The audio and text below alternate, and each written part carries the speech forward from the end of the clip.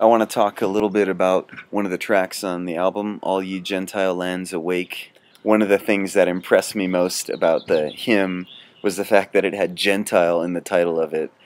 You never sing songs in churches these days that have the word Gentile. Ironically, this song has become one of our church's favorites. They love singing it. It, for some reason, grabs the hearts of a lot of people.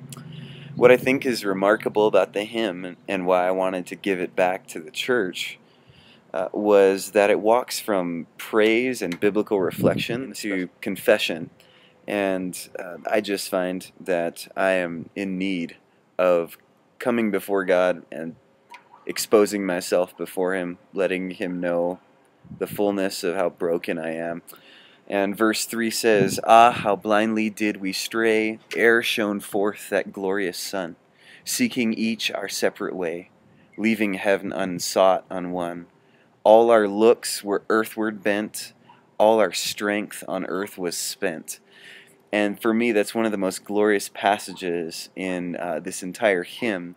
Really is a great summary of all the different ways that we are broken and that we stray from God. When I added the chorus and the bridge, I was interested in keeping with the integrity of the hymn, and that's something I'm concerned with all these hymns, is that as we add choruses to them, if they're not from the hymns themselves, that they reflect the original intent or focus of the author.